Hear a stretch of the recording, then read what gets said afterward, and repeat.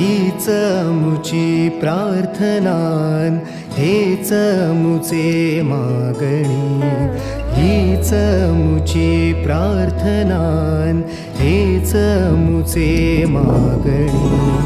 माणसाने माणसाशी माणसासम वागणे.